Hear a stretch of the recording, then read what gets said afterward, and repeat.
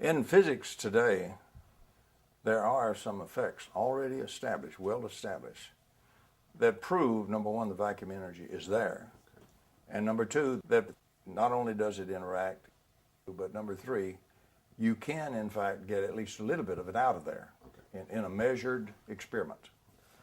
One of these, for example, is a Casimir effect. To draw what that is, suppose I have two conducting plates. These are very small, but I'm going to draw them pretty large so we can see them. But I have two plates, conducting plates, very close together but still separated, immersed in this vacuum flux. These plates are being bombarded by all sorts of little bubbly particles appearing and moving by, and while they're in existence, they have lots of energy and they're moving with lots of kinetic energy and everything, and then they just disappear. They're little bubbles that bubble away. But in this fiery cauldron, we have all sorts of frequencies and all sorts of things bombarding these plates. So that's the first thing to realize is the plates aren't just sitting in an empty space. They're sitting in something that's really a boiling cauldron. And they're being buffeted every which way by all kinds of frequencies and everything else. Now, a lot of energy going on hitting these plates. In a practical sense, what are the plates made of, and are they placed in? They're conductive plates. Made of? Could be copper or some. They'll use a special metal that's very pure to do the experiments because they want good experiments. Now, what happens is. And is the environment they're in, is it a special room or a special? No, it's just the criterion is it's sitting in the vacuum. That's all you're worried about. Which for the common person would be just normal.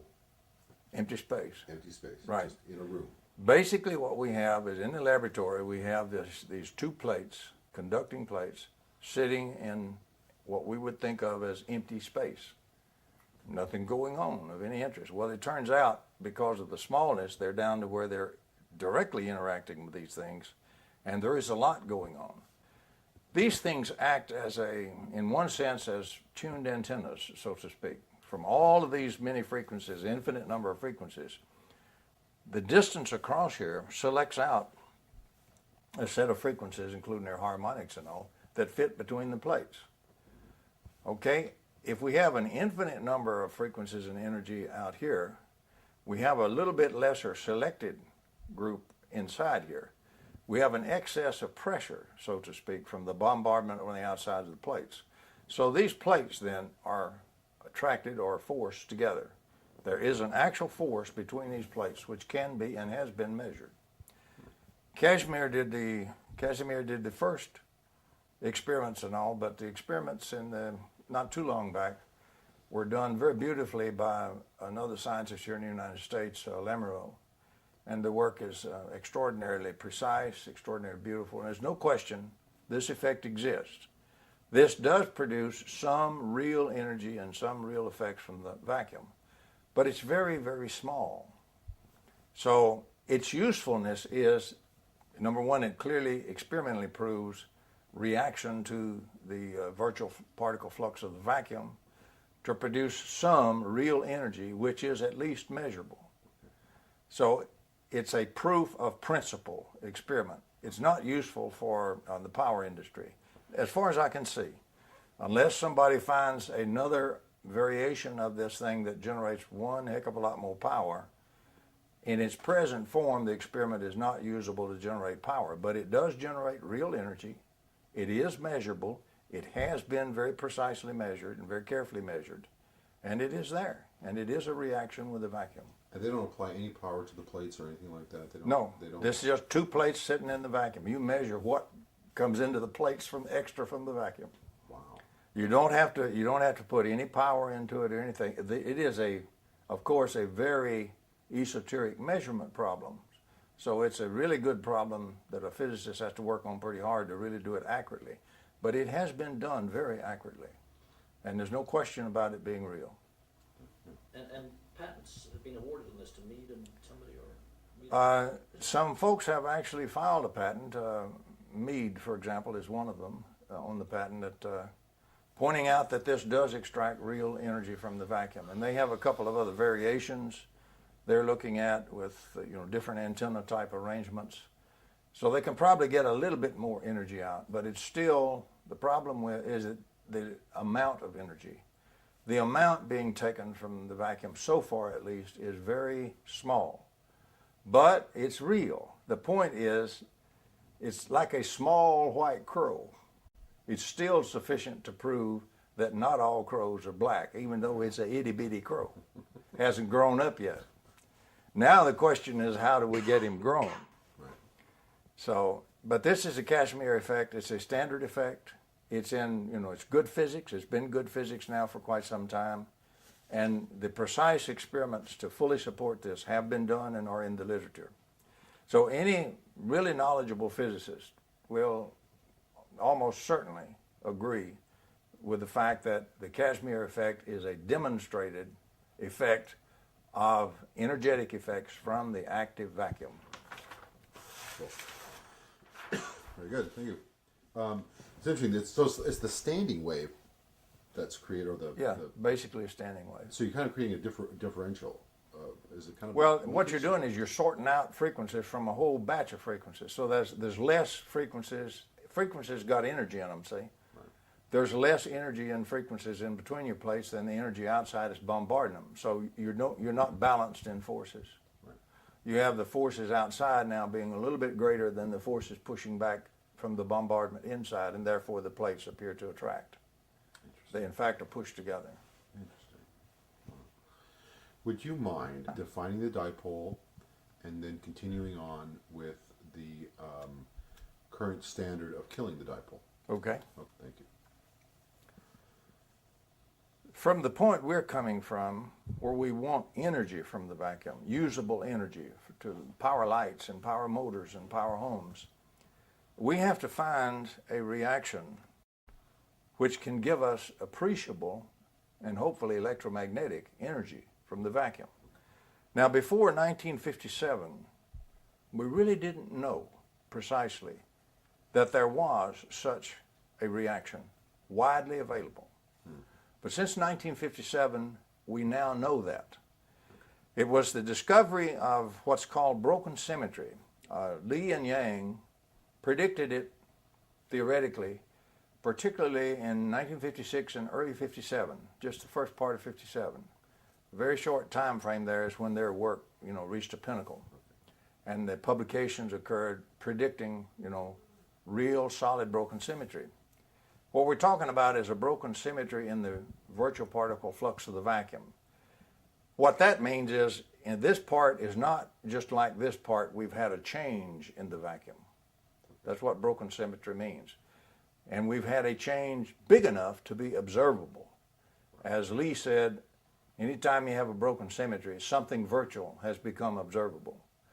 So it means we have something now that is, at least in theory, is measurable.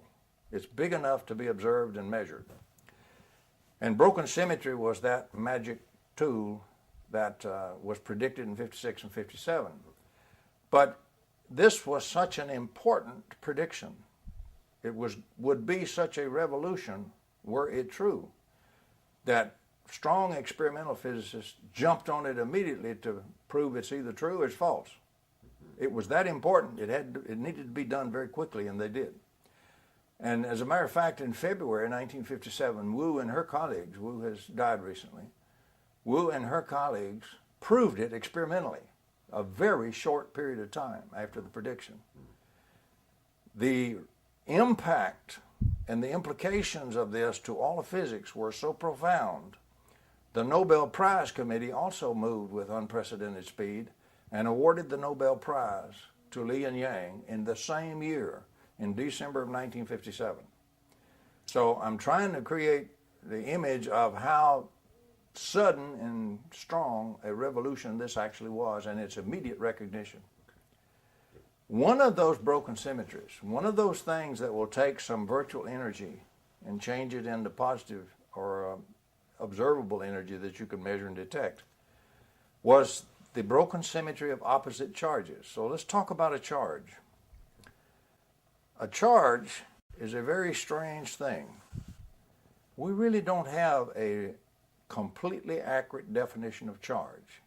It's still a bit of a fuzzy concept, but we do know some facts about it. And some of those we know way past the idea of charge back in the 1800s. Particle physics in the 1900s has found out a lot about how charge behaves and how it ticks and how it interacts with things. So if I have what we would call classically a charge, this could be just a single electron sitting in space. It's not sitting in empty space like we normally would consider it from the classical view. It's sitting in this boiling cauldron of virtual particle flux, just boiling every which way and bombarding it, and little bitty tiny momentary photons being absorbed and being re-radiated and all kinds of things.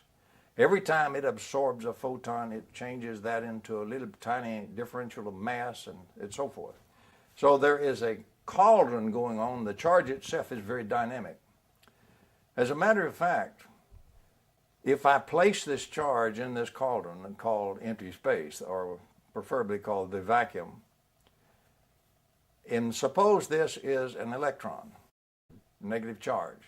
Surrounding it, there will be a predominance of the opposite charges in these bubbles. So I will have lots of little positive charges appearing and disappearing out here everywhere at incredible speed. Incredible speed.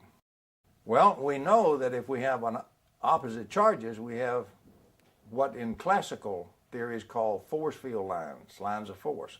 These are not yet force, but we do have lines of attraction and so forth between these. They're opposite charges.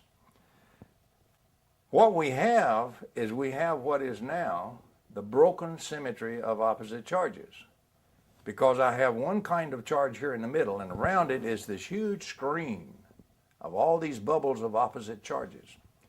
If I'm trying to look at this charge with an instrument or measure the charge, I'm not really measuring the charge. I'm measuring through this screen charges, which is infinite, by the way. And the inner, or what's called the bare charge, if I could get rid of all of this screen, is also infinite.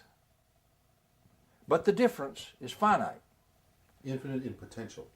No, infinite, really infinite. Right now, it's infinite. In energy. In energy. Unlimited energy, no limit whatsoever, in both sets of charges. This entourage, or this ensemble would be another word to say, is therefore involving two sets of infinite energy. All kinds of flows of energy that's just unlimited. So we have an incredible amount of energy going on here in just one single electron. Remember, its fields and interactions go out towards the end of the universe. So it goes way on. If it's been around very long, it reaches out across the universe. So we have this tremendous entourage, and our instruments cannot measure this internal bare charge. We can only measure the difference, what we see through this screen of opposite charges. Okay. And that difference is the textbook value of the classic value of the charge of the electron. Okay. That's what's printed in all the handbooks. The difference. But the classical people stop right there. The models stop right there with that difference. If we want to talk about energy from the vacuum, we must go to the more modern knowledge where we know what's going on is much greater than that. And we know the only reason that we have any fields at all from this ensemble is this broken symmetry that was predicted and then proved and the Nobel Prize awarded in 1957. Because now I have all sorts of little dipoles. That means one kind of charge on one end separated at a distance from another charge. That's a dipole or dipolarity. And the broken symmetry of opposite charges is really the broken symmetry of dipolarity. What do you call broken symmetry? Broken symmetry means it's not the same as it was before. If it's being fed virtual stuff, something broken got up into the observable state, came up over the quantum threshold, and he's real. That's what broken. Not everything is fish under the water anymore. Some of them are whales that have jumped out of the water. So it's like a breakthrough. It's a breakthrough from the vacuum up into the real, honest-to-God, ordinary world. Okay, that's what. All right, great. So the importance of broken symmetry is it's a process for doing that. And this means that this ensemble that we've just been talking about, one little old electron, is doing that. It's continuously absorbing this seething bubble energy, if you want to call it that, the virtual state energy, changing that into little bubbles of extra mass, just a tiny differential of mass. But that grows because mass is unitary. So it's the physical from the invisible. Yes. And what it does is it keeps growing the differentials. You get one differential would be dm. The first one that it absorbed would be dm for the total energy being absorbed. dm1, well then another one is absorbed, so that's plus dm2.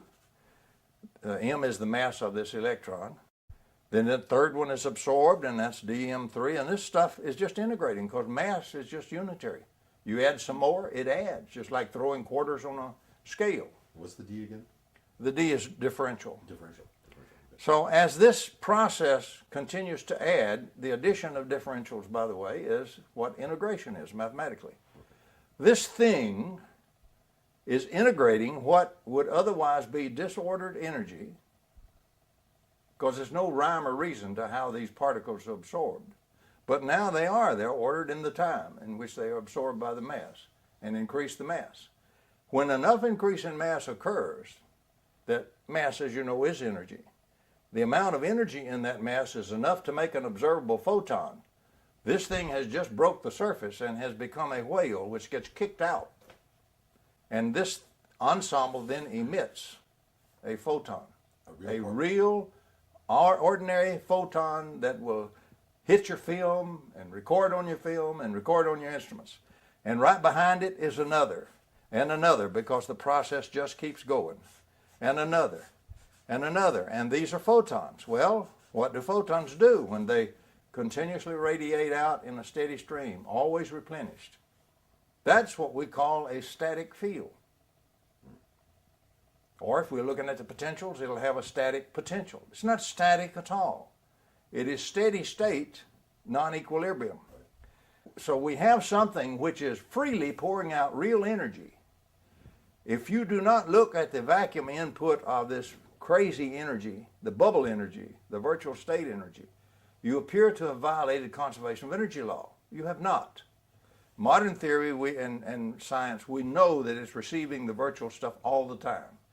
So the energy is being input in a different form, and it's output in a very usable form, the standard electromagnetic fields and potentials associated with this source ensemble, or the source charge. And that's what Yang and Lee theorized and Wu proved. That's correct. Now, they didn't go further and say this establishes the fields and all that.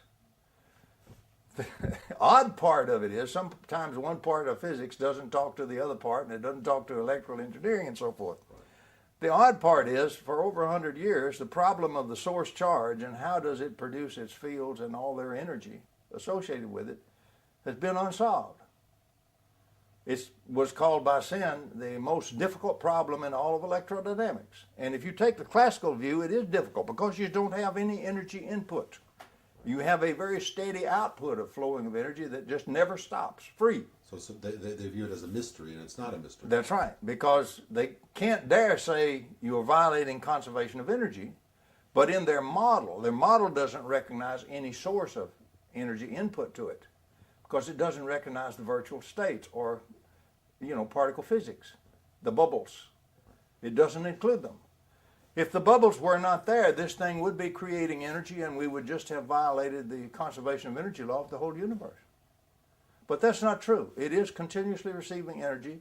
Conservation of energy is very happy to remain intact. The only problem is we have to understand the energy is now from an unusual source. But that's the source we're looking for, And thus the active vacuum. And that's the definition of broken symmetry. Yes. Does an electron have mass? Electron has mass, yes. But a photon has more? No, a photon has no mass in the standard treatment.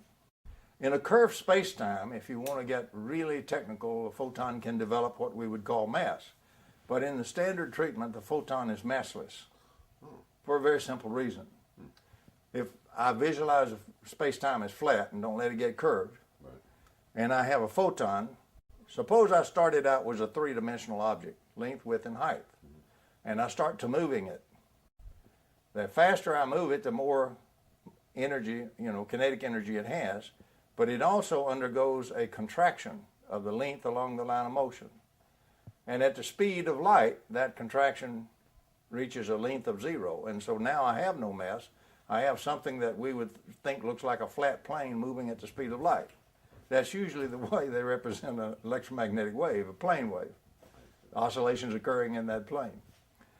But for our purposes, since we wish to power things, we now have something which pours out gobs of energy, lots of energy from the vacuum. We have taken a tremendous jump from the Casimir effect. However, nobody pointed this out of how these fields are established and tied it back to the broken symmetry that got the Nobel Prize for Li and Yang until actually the year 2000, when I finally put it all together. I just took the bits and pieces like I do. I went to particle physics and I found the pieces that already fit. I didn't create all of this at all. I just found it and put it together, like putting pieces of a puzzle together, and published it in the year 2000. But this is the way the fields are made and established. So it's nature's benevolent gift to us. Nature has given us incredible numbers of absolute free energy generators that legitimately are taking the energy from the vacuum all the time and pouring it out as real, honest-to-God, usable electromagnetic energy. It's already there. It's called a source charge, and it's this ensemble. And how much energy can it pour out? It's unlimited. It's got two sets of infinite energy it's working with. So it can run forever. The charges in the original mass in the universe been around for something like 13.7 billion years or so. They have been doing this steadily for 13.7 billion years. And they haven't run out yet. They're still going at the same rate. All around us. All around us. So our problem now is we do not, contrary to the conventional wisdom, we do not have to find the mechanism by which we can take energy from the vacuum. Nature has given us that on a silver platter. She has given us the things already doing it for us. We now have to learn how to use it. We want to collect this energy flow that's going out. We want to pile up a bunch of charges so we get lots more energy flow going out. We don't want to mess with the charges and the dipoles. Because if we kill the dipole, if we go back and kill our basic picture, if we wipe this out, we have no flow of energy. The energy comes from the broken symmetry of opposite charges, and that's the dipole. If we kill the dipolarity like we love to do in our own generators we build, every time we're killing the dipolarity, we're shutting off the energy flow. If we won't kill the dipolarity, any dipole, unless we want to throw away particle physics altogether these days, any dipole will sit there for you and pour out energy for the next 13.7 billion years. So can you power your homes with energy from the vacuum? Yes. But nature's not going to give it to you for free. Once you understand the basic generator that nature has provided for you to use, it's up to you to learn how to use the generators. We're very crude there. So the concept is to take this model and multiply it or compress it into a larger volume. That's right. If we make enough electrons here, or enough charges, a strong enough dipole, it will produce enough energy flow that if we could only extract half of it, or 1/10 of it, or 1,000th of it, we could still power the United States. The energy is there. It can be taken from the vacuum. The mechanism for taking it has already been built by nature. We don't have to rediscover it. It's there. And that Nobel Prize to Li and Yang proves it. And the experimental work by Wu and so forth, and many others since then, proves it also, experimentally. So it's well established. We just haven't cranked it into our electrical engineering. We're still using the 1865 stuff and 1880s stuff in our electrical engineering. We are not using anything that has anything to do with the vacuum. So let's also go one step further and talk about the practical application of dipoles in current power systems and the killing of the dipole. Let's go through that. Let's look at how, for example, an ordinary power system is really powered, because the electrical engineering model assumes correctly that all the fields and all the potentials are made from those source charges. They're produced by the source charges. But erroneously, the model also assumes implicitly that the charge freely creates all that energy out of nothing at all. So oddly, our electrical engineers are using a model today which assumes that every electromagnetic field, every electromagnetic potential and every joule of electromagnetic energy in this universe has been freely created from nothing at all. Magic. Magic. And you got to keep a sense of humor. I get a chuckle out of it sometimes when these people start talking about perpetual motion and things like that. Because the greatest advocates of the violation of the conservation of energy law are, in fact, our electrical engineering departments, textbooks, professors, and engineers. And they don't even know it. They don't even question it. There is not, so far as I can find out, a single book that you can go by that says, here are the basic foundations assumptions in the present classical electrodynamics model we're using, like, for example, in electrical engineering, the Maxwell Heaviside stuff. And here are those that we already have found in physics to be wrong. No such treatise or a book exists that I can find. Now, you find some very fine scientists who point this out. Wheeler, Feynman, and so forth. There's no force fields in vacuum. The model still assumes force fields. There's none there. This has been known for 100 years because it was destroyed in 1887, the notion that force fields exist in space. They haven't corrected the model since 1887. And apparently, this whole setup we have for our electrical power engineering, they have no intention of correcting the model for the next 100 years. And it's seriously wrong. So the current model assumes that the source charge comes from some magical... The source charge creates energy out of nothing at all in their model. There is no input to the source charge at all. But they can't escape the fact that it has a steady input. Why can't they escape it? Because you can prove it experimentally. You can suddenly produce charge. Let me show. At a point in the laboratory, suppose, clever devil that I am, we take this point, or some young grad student does this real sharp, and not much better than I would be at that. We take a point in the laboratory, and that's going to be the zero of our reference grid. And every so often at measured intervals out here, since this is a thought experiment, we can be perfect. We have perfect instrument packages at each point that can measure. And since I can do this very conveniently, we will take the speed of light for 1 second, convert that to distance, about 300 million meters, give or take a few. And we'll say, regardless of how strong or how weak it is, these instruments are perfect, we're going to measure it. And so what I do is again, being a thought experiment, we can be perfect. We instantaneously produce this charge in the laboratory. Now, in real life, I can't quite do it instantaneously, and I'll have a little lead pulse. We're going to disavow that and throw that away. What I'm interested in is what happens once this thing got formed. So suddenly a charge appears at this 0 point in the laboratory. After 1 second, the first instrument package reads.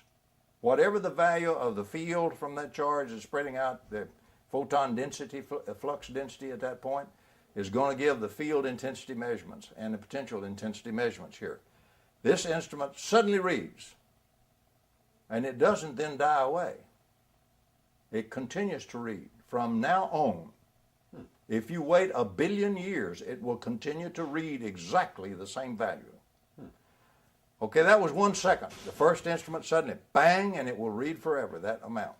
The field continually replenished and established there. The second instrument package suddenly read. The third one at the end of the 3rd second. And as the seconds pass, package after package after package. Since this is the thought experiment, we ran these all the way out past the solar system. If you wait 1 year, there is a package out there just beyond out there outside the solar system that suddenly reads. And it will stay that reading as long as this charge stays in this lab right here and never varies, and you don't destroy it. So we can easily prove there is a continuous flow of energy strictly from the way the instrument package is. Now, in a real experiment, we'd move them in much closer and we'd do it out to a certain length, and that's good enough. Proves the principle. But it would work if we could do this in real life. So we prove that there is experimentally, we can easily demonstrate there is a continuous flow of energy from every charge. Now the question is, where'd that energy come from? Because we can integrate, our engineers can do this very well. They can take the instrument readings and they can integrate the energy density and they can come up with exact energy at any moment that's in that whole volume of space that's being filled with energy. It gets thinner in density as you go out, of course, falls off as a square for the field and as inversely as the square and inversely as the length for the potential. But it does continue to remain non-zero to the end of the universe.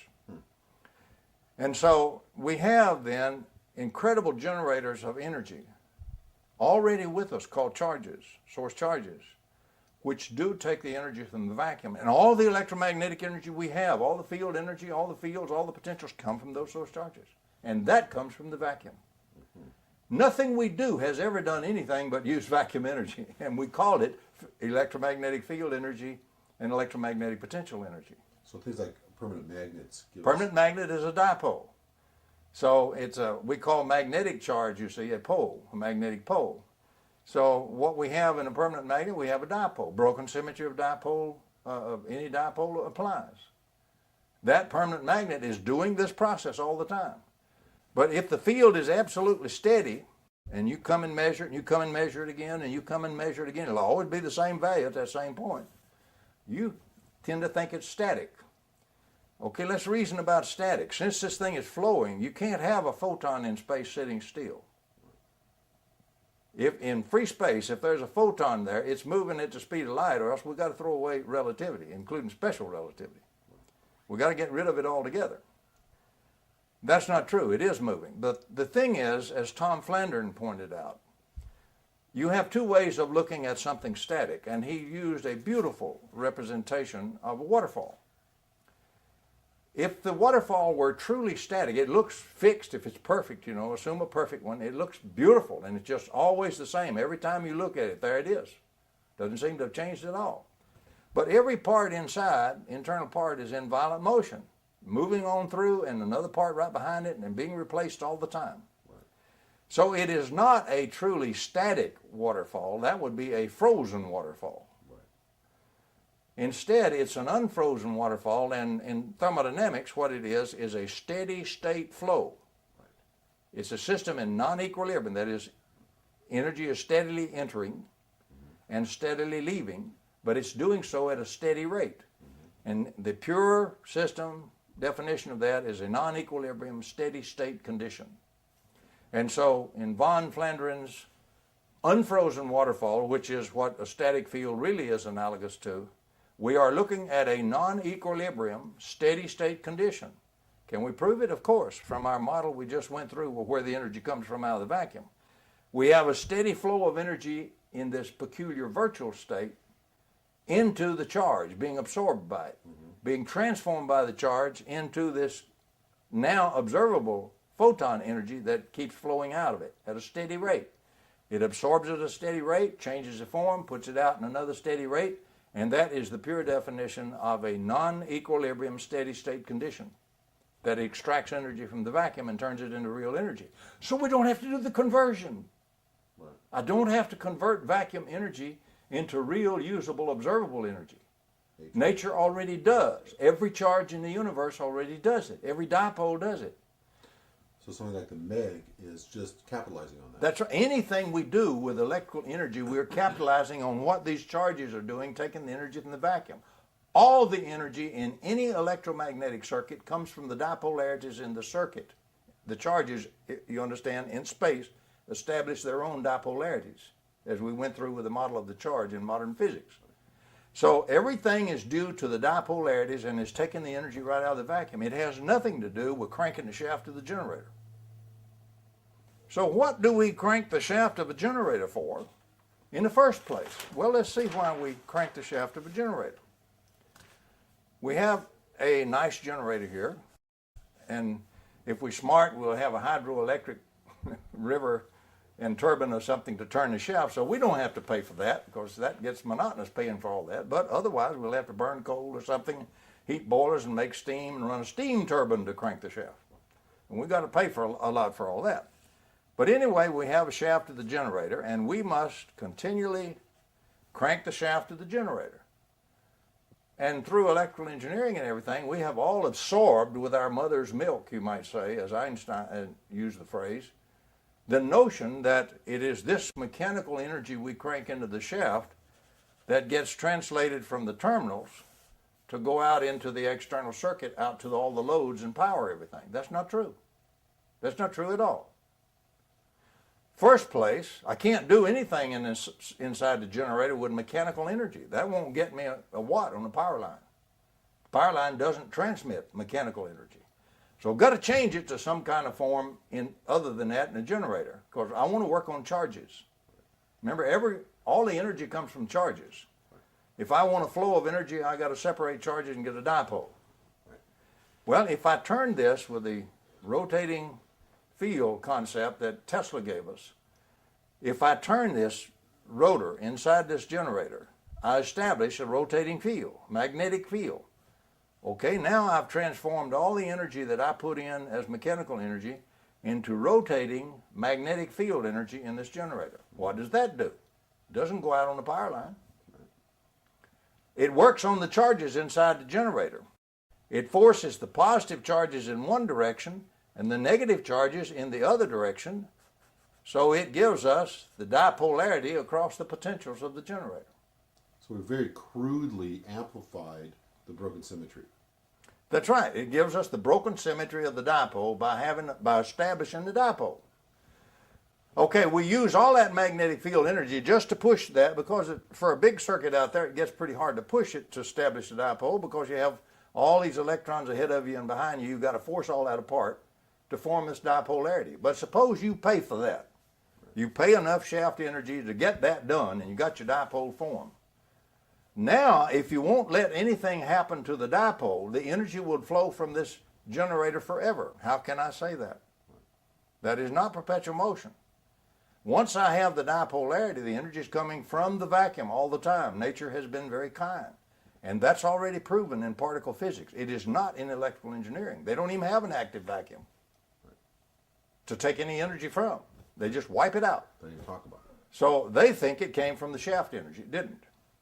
Anyway, what happens is, once I have the dipolarity established, the dipolarity now interacting with a fierce vacuum, and I did a good bit of charge. This is a big generator, so I got a lot of flow. Got a lot of energy coming out of here. So now there's a flow of energy going down this. Could be thousands of volts. Thousands of volts, for example, going down this line, transmission line, to go out there in power systems way down all over. And so, strange thing happens. The two people who discovered energy flow, which didn't exist, that concept did not exist, energy flow through space, during Maxwell's time. Maxwell died in 1879. It wasn't born until the 1880s, when it was created by Poynting and by Heaviside independently at the same time. Interesting thing happens. A little part of this flow of energy, which is around the conductors act sort of like a waveguide inverse to keep the flow of energy going along the path you want it to go. So that's their function. So the energy flows around here, and the various charges and their fields inside the wire interact with it and divert a little bit of energy into the wires. A little bit of that gets diverted in there. A tiny bit. A real tiny bit. Maybe 1/10,000,000th of it. That part that will diverge into the wire is the part that Poynting considered. He never considered anything but the energy that enters the wire. He did not consider any of this other process of the energy coming out.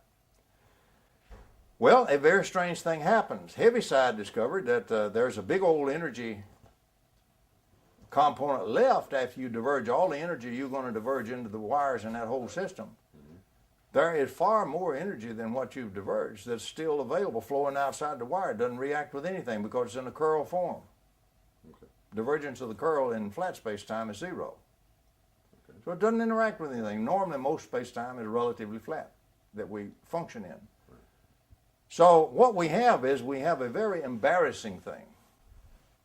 This generator puts out maybe 1 trillion or 10 trillion times as much energy flow down the wire, well, most of it absolutely unused, as what we put into the shaft of the generator. See, this is not a big surprise once we understand the source of the energy was really the vacuum. Right. It wasn't mechanical energy we put into the shaft. But if you don't have that concept, if all you understand is what energy we put into the shaft, that's unthinkable. Because now you seem to be creating energy out of nothing. You have no source for this extra energy. No, there's no vacuum born yet, see? Right. Active vacuum concept hadn't come in there in the 1800s. Right. So but they knew the energy was there. Heaviside knew it. Poynting never had to bother with it because he never considered anything but the divergent component. He never considered any other component of flow even being there. And he considered all the energy came in here. He got the flow wrong by 90 degrees, which Heaviside corrected. Right. But Heaviside was a funny fellow. He was a brilliant guy. It's his equations we use today and call Maxwell's equations, his truncation of them, and his notation. But he also never attended university. And a lot of mathematicians and folks like that were always all over his case. He created Heaviside functions and all kinds of brilliant things that they hated at first and later got established and used. So Heaviside was a loner. He was a hermit almost. And he died as a poor, starving hermit, just in a little garret apartment, literally starved to death. Really? But anyway, he was honored eventually by the Royal Academy and everything else because of his great contributions. But Heaviside discovered this extra component, but he didn't dare, just blatantly talk about it. This moves us up to Lorentz. When we get up into the 1890s, the leading electrical scientist in the world was, in fact, Lorentz. Lorentz understood the work of both men. But even the great Lorentz had some limitations. If he tried to openly say that, yes, every generator we have is putting out enormously more energy than what we're putting in ourselves, he'd have been tarred and feathered and put on a rail and ridden out of town. And so he couldn't do that if he wanted to maintain his reputation and position and not be destroyed. Nobody could. So if you have a problem that you can't solve, you don't even have the science born yet that will allow it to be solved, but you're going to get crucified if you admit the problem, then the best thing you can do is eliminate the problem, which is what Lorentz did. So Lorentz taught everybody to take the energy flow vector for the whole thing, integrate it around a closed surface surrounding any point you want to choose anywhere. And that does a neat thing. Let's draw this closed surface all the way around this ball. And I got some energy coming in here. A little tiny bit of it gets diverged from that path. The other large part goes right straight on through. That integral will subtract the part that went through from the part that entered, and it'll only leave just the part that got diverged, the Poynting component. And every electrical engineer today is taught this little trick. And the real purpose of this trick is not because it's the thing to do. What it is it gets rid of an impossible problem they have refused to consider for over 100 years, how to get a lot of free energy out of the vacuum. The question then is, can we really use this other? By the way, the Poynting diversion flow will in fact now match all the standard things. We go down and we power the load. We collect a lot of energy from the divergent flow of energy in here onto these electrons, flowing as current now. But all the current that goes down the wire this way comes back up through this way. And so the voltage around the entire loop from the positive terminal to the negative terminal of the generator is exactly the same but opposite to the voltage the other way. In one is the forward EMF pushing the current. The other is the current pushing back against the voltage, which is the back EMF. Right. You got to do work on it to make it go back up against the voltage. And when you do, the charges doing work on it destroys the dipole. The current return. The current return, the equal current return, and for the equal voltage. Then you have upheld Lorentz's symmetrical regauging, which says that your forward EMF has been made equal to your back EMF, and half of all the energy you collect in the external circuit shall be used to do nothing but destroy the external source and its ability to take energy from the vacuum and give it to you. So we kill the dipole, we get some energy in the load, we kill the dipole. Half the energy killed the dipole, the other half, some of it got lost along the way in leakages and losses. Less than half got in the load. So we used more to kill the dipole than we got in the load. Well, to restore the dipole, you've got to use at least equal amount of work on them, to force them back apart. Brute force. Brute force. So you've got to put at least that amount of energy back in there if you had a 100% efficient generator to force the charges back apart, restore the dipole, and restore the flow of energy from the vacuum. And that's more than what you got in the load.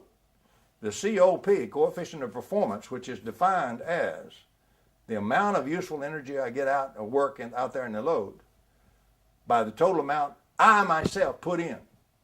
In this one, I myself will always have to put in more than what I get out in the load. So the COP is less than 1.0. The fraction there is less than 1 when you divide them. So we specifically design a system, a closed current loop circuit, where we make these two currents equal for the forward EMF and back EMF. And we leave the generator wired in here so we can and will destroy the generator's dipolarity and source of energy faster than we power the load. So we always, to restore the dipolarity and keep taking energy from the vacuum, we have to keep cranking the shaft of the generator, and we're always going to be cranking it harder than the amount of stuff we get out in the load. That is the stupidity of the present power systems we have designed for the last 100 years and built. No matter what is driving the load is still there. You still have current return. That's correct. Well, you don't have to. There's no law of nature that says I have to use a closed current loop circuit. Tesla went to a one-wire circuit. Right. So how does fire it into a capacitor on the other end and fire it back? In your projection to the future, assuming that we develop energy from the vacuum power sources, how does that fit in with the closed current loop system of using energy? The first requirement to get an over-unity electromagnetic system, the first requirement is you must violate the closed current loop system that guarantees you have to put more energy in than you ever get out in the load. You have to violate this. Several ways to violate it. But the load, what I'm saying is the loads stay the same. The load is the load is the load Sure, is the load. that's no problem. Right. So unless you want to power it with negative energy, you want to design the load to be powered by negative energy, then the load will give you energy in addition to powering itself. It'll take it from the vacuum. But using the current assumption of positive energy. That positive energy, that's supply. true. The load is a load and an impedance is an impedance. Right. And so how does that, we still have to power the load. That's correct. And we still have to return the current. No, we don't. Oh, we don't. Mm-hmm. Okay. The only reason they return the current is they want to reuse it. Huh. By the way, let's talk about current. You see, current is not like water flowing through a pipe at all. That's not what happens. These electrons in these wires, the free electrons that are constantly hopping off of one atom and hopping around and then hopping onto another one all, they call that the Drude electron gas. Drude went through all of that back around 1900 or so.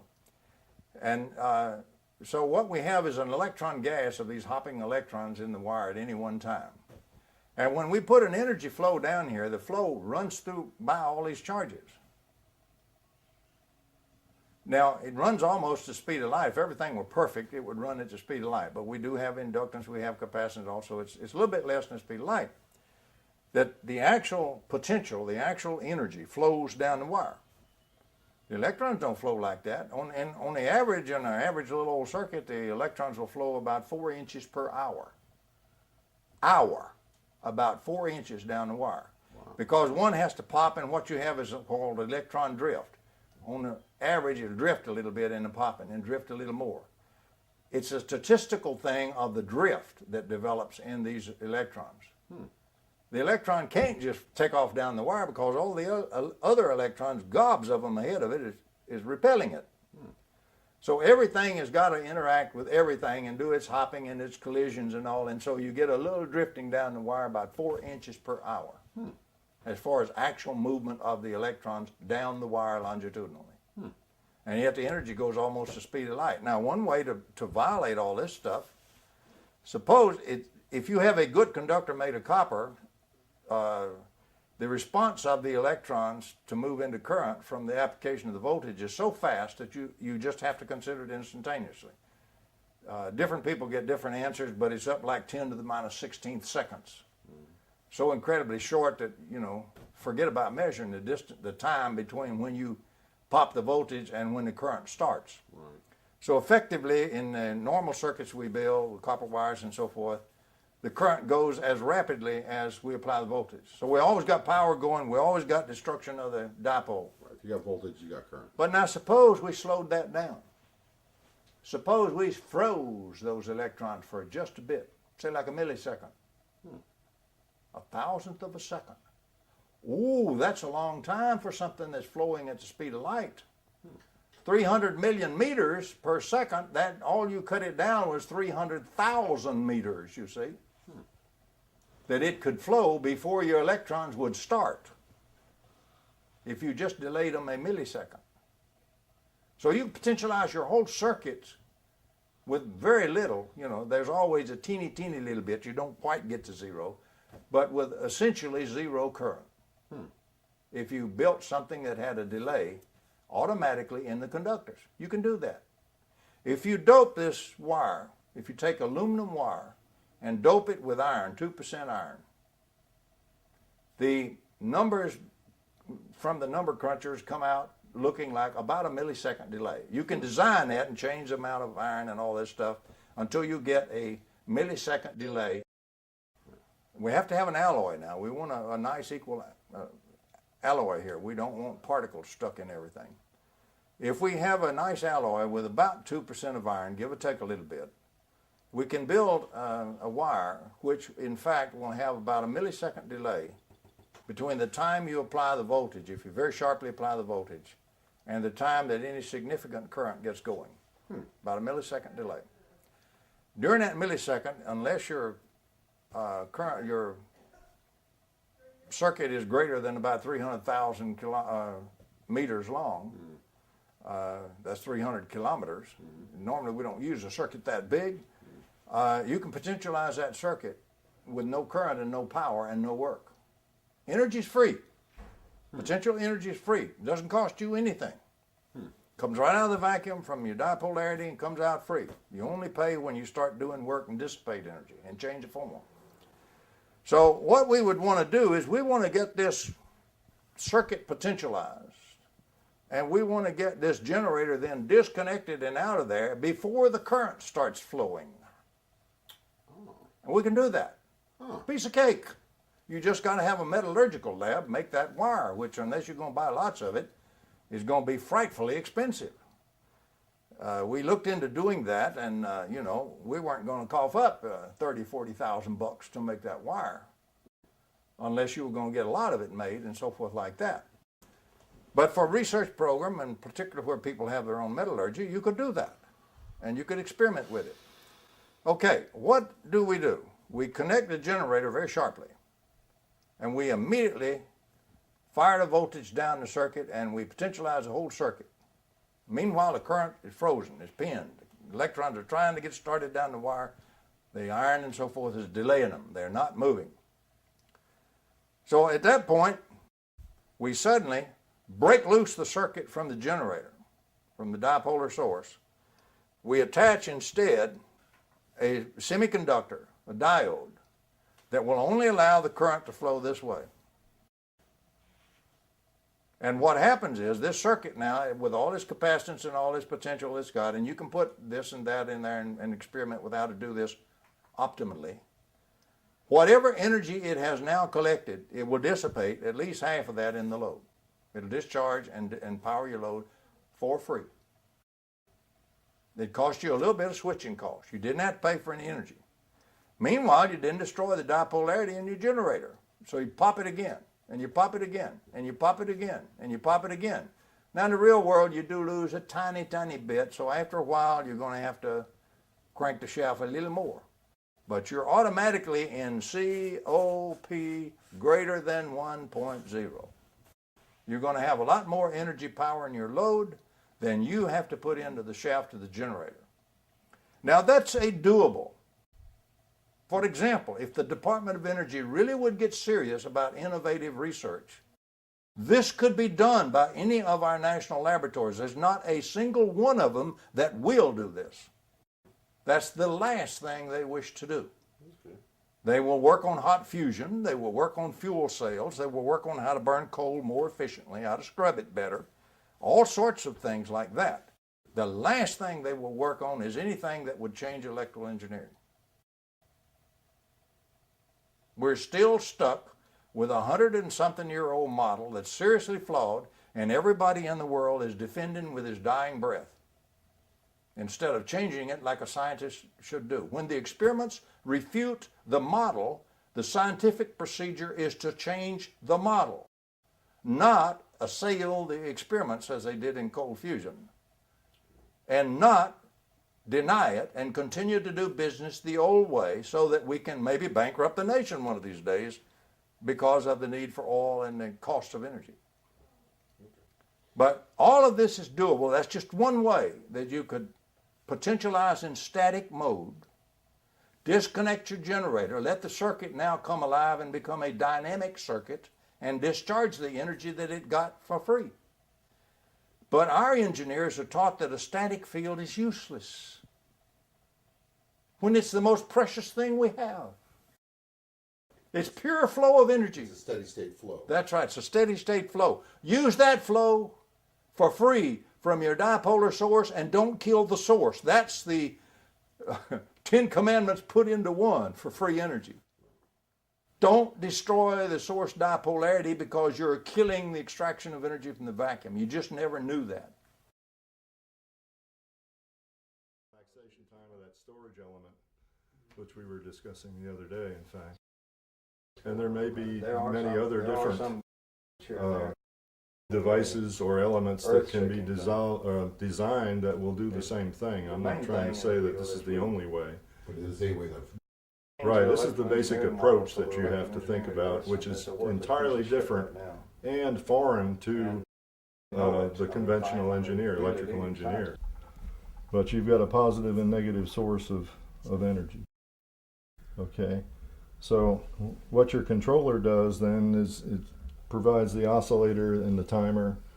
Put OSC and timing in here too. So what it's going to do is close this switch and energize this circuit. And while that's closed, this will charge up from the energy here, but it's done quickly enough that no current. If we put an ammeter in here, we should get virtually zero current.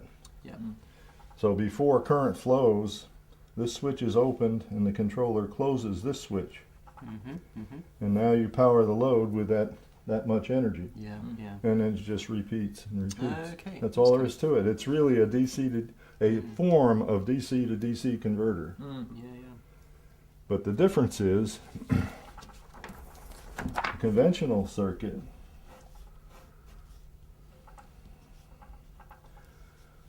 does the same thing, but there's no switching. It's all one phase. Yeah.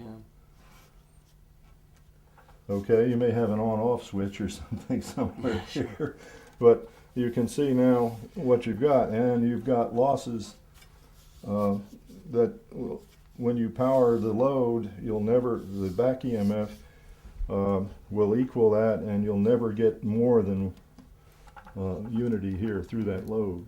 Right. I suppose also what you're doing with this circuit alternatively, when you're switching and not allowing the current to take place before you can charge the storage device, you're not allowing anything to go back and eat or destroy That's the right. source. Right. Yeah.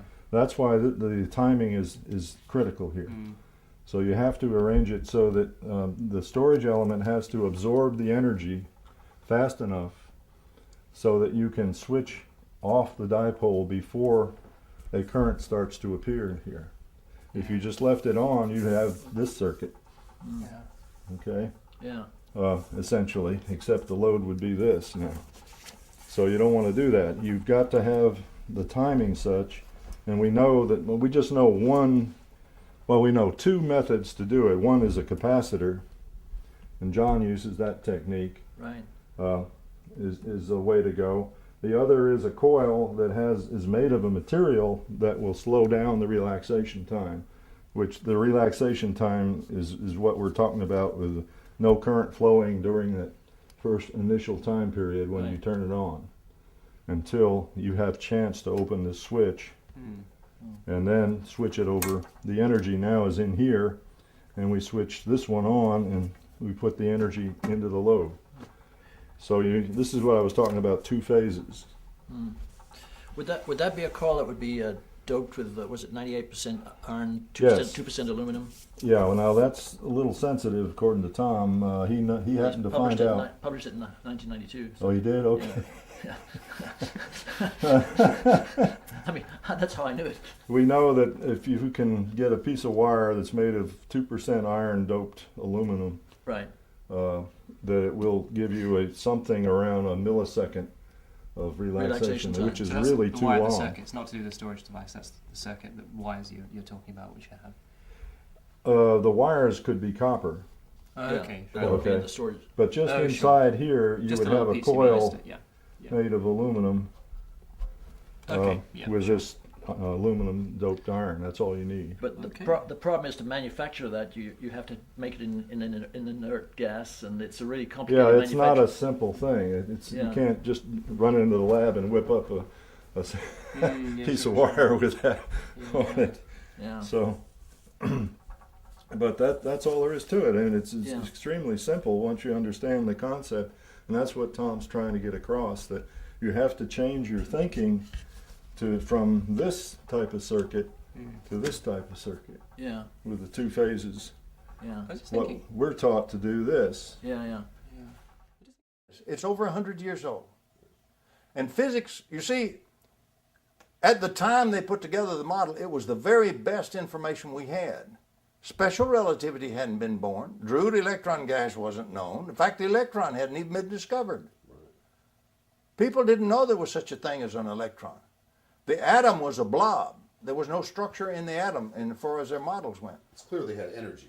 That's right. They knew about energy. That's right. But the basic understanding that we've gone much further now in physics was not there. If we'd have been back there in that day and age, we couldn't have done one bit better, maybe not as good, because they did it real straightforward and real dedicated. And much like your own work, they were studying phenomena. That's correct. They were studying various kinds of energetic phenomena and and coming up with theoretical models to That's right. explain the phenomena. What I've done is considered two things. I come along at this late period when a lot of physics has been done. It just hadn't ever been incorporated. It has never made it out of the batch of physics where it was done. It never did get really communicated. People may say, oh yeah, I've read about that, but that's it. They never took it to mind and never changed their model. So I had the good fortune that the physics is available. If you will go do some research and pull out the bits and pieces, it's there. But it had never been put together and taken back over into electrical power engineering and start doing it in power. The other advantage I had, I was very fortunate to be able to work with independent inventors who did have things working. Floyd Sweet, Howard Johnson, Frank Golden, and people of that caliber. I was able to work with inventors who actually had working prototypes or working experiments on the bench that did work. Now, sometimes they were the devil and all to figure out what was going on, and took years to do that, but the experiments were there. I was able to look at the phenomenology. So if you have the phenomenology, and if you have the basic modeling pieces needed, it's not that difficult to find those pieces and deliberately keep fitting it to this phenomenology, and let the phenomenology, the experiments, be your filter. That's called scientific method. It used to be anyway.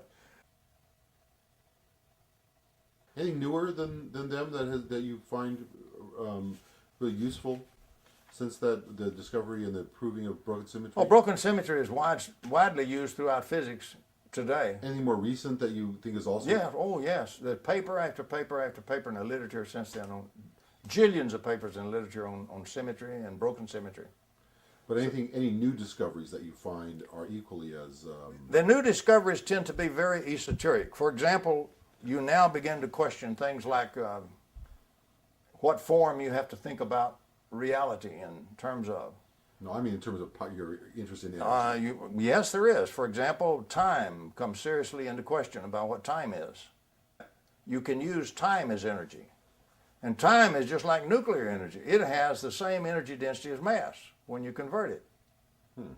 And so if you were to develop that aspect of it, to use a little bit of time and convert it to energy, give up a little piece of time, dilate the time just a little bit, give you a lot of energy. and it can be electromagnetic energy. Interesting. So that's another way we will eventually go. Another thing it drives you to is you have to start considering negative energy as well as positive energy. So it drives you directly in the Dirac holes before they become positrons.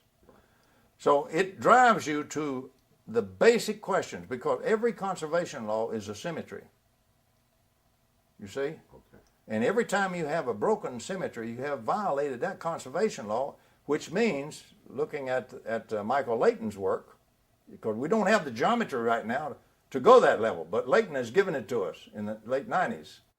If we use his object-oriented geometry and better group theoretic methods, we find that when we break symmetry at one level, we don't lose all that knowledge like we have always assumed. What happens in nature is that knowledge is retained on a level, but you create a new symmetry at the next higher level, and the source charge fits that exactly. You break symmetry at the lower level, that is the virtual state, you automatically generate a new symmetry, new conservation up in the observable state called electromagnetic field energy, electromagnetic potential energy, and so forth. And it works. So we have the gist of a new geometry that if we can crank that in and replace the old Klein geometry from 1872, if we can go to the much more modern geometry, object-oriented geometry that Layton has given us, Michael Layton, we can now begin to get at many things, like the source charge problem and things like that, one more fundamental step than we ever were able to do before. Now, Layton's work is being rigorously applied in robotics and things like that. His stuff holds up and works a lot of times when the old Klein geometry just falls apart. Really? Interesting. So it's good stuff, and it's got plenty of experimental proof behind it. But nobody has applied it yet to source charges and electrodynamics yet. But it has a great field of application. All I've done is point it out. And the young fellows working on their doctorate thesis and the young postdocs will have to do it. But there's a whole field that hasn't been touched. Department of Energy should be up to it in their eyeballs, to their eyeballs. They aren't. They don't even recognize the term. Because it's not the things they're doing already and already have set up. Big organizations are like a big old ponderous ship. You don't turn a ship on a dime that's full steam and moving ahead and all that way. It turns over a long time. And the same thing is true with any big ponderous organization. It just turns very slowly, sometimes very frustratingly slowly. But it can be turned, but it'll always start from the young guys. You know, it's such a trite thing that historians of science just say it automatically. You know, most of the science is done by people in their youth. Einstein was a young Swiss patent clerk when he did relativity, for example, and things like that. So the funny thing is, to change the science, even though it's very slow, we have to get to the young people and get the message across to them. Then they will come in, they will look at the references. They may make whatever changes have to be made to get it very precisely said, very precisely modeled, and they'll give us a new technology and a new science. So you think time could be used in the production of energy? Yes, I do, indeed. Wow. Wow, that's really far. There's no big deal in that. When you have special relativity, anytime you use velocity, you change a little bit of time into energy anyway, kinetic energy. See, remember, you got to learn to think in a model that uses only one fundamental unit, energy. Right. Time is energy. It's a function of energy. So is mass. Mass being energy doesn't bother us now after the atomic bomb and relativity and E equals mc squared. Right. Even a grammar school kid knows that today. Right. But in its day, that was considered so shocking that it was almost unthinkable. People would say, why, there's only 10 or 12 people in the entire Earth who understand general relativity. They would make statements like that. And of course, that's trivial. Once the young guys understand it, it spreads out. And now you've got jillions of people that use it as a matter of course. We're in an area where we need to make some changes of that nature. We can take energy from time, borrow a little time and use that up and get lots of energy. We can modify a lot of the electrical power engineering stuff that we're doing, make that a much better model, remove some of the errors from it, And suddenly we've got a whole vacuum set of energy, gobs of energy, and we've got this extra tremendous component we're throwing away now from every generator and battery and everything else available for use, the heaviside component. So it's a rich energy field. If we can ever get them to quit using the term innovative research, innovative science as a buzzword and actually use it as a scientific funded program and turn the young cats loose on it. We have plenty of very experienced young people. Fine training, excellent mathematical training, excellent theoreticians, excellent experimenters. We have as fine a crop of young scientists we've ever had since we existed in this country.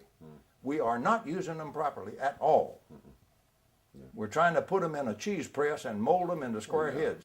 They are forced to be now in fierce competition for dollars for programs, for a post-grad program or to work on your doctorate. Yeah, we talked about that. And we talked about the packages coming down. You don't have any choice about the research that's done. It's already decided for you.